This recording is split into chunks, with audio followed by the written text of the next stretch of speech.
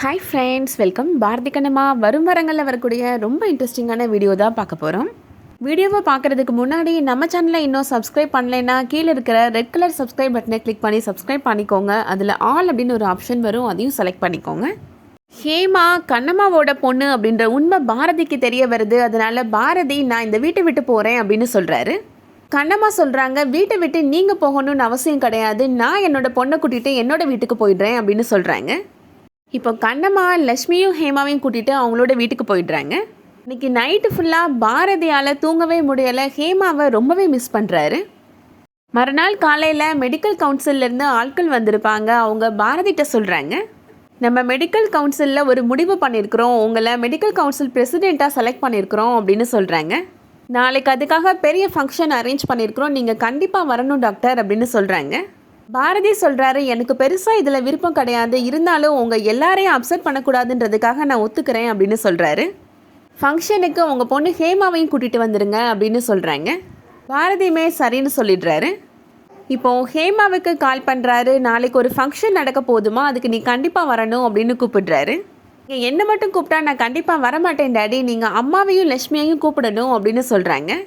பாரதி அதனால் இப்போது கண்ணம்மா லக்ஷ்மி ரெண்டு பேரையுமே ஃபங்க்ஷனுக்கு இன்வைட் பண்ணுறாரு. மறுநாள் காலையில் ஃபங்க்ஷனுக்கு ஹேமா லக்ஷ்மி ரெண்டு பேரையும் கூட்டிகிட்டு கண்ணம்மா போகிறாங்க.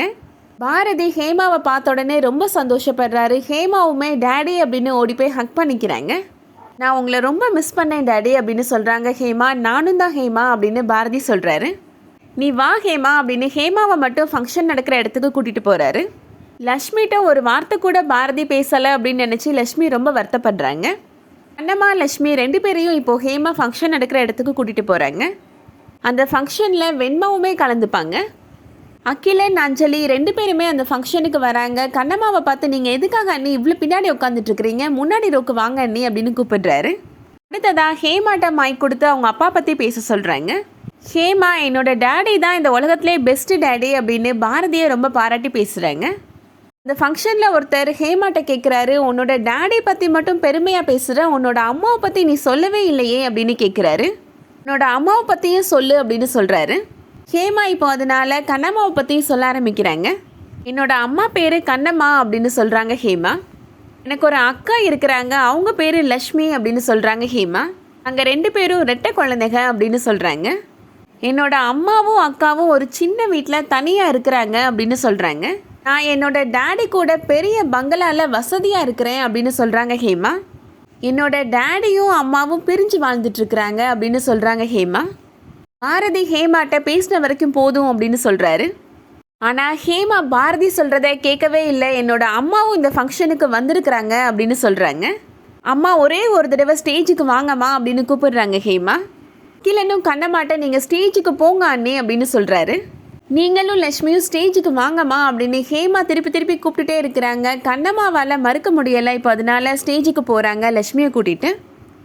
இவங்க தான் என்னோட அம்மா, இவங்க பேர் கண்ணம்மா, இவங்க தான் லக்ஷ்மி என்னோட அக்கா அப்படின்னு இன்ட்ரடியூஸ் பண்ணி வைக்கிறாங்க ஹேமா.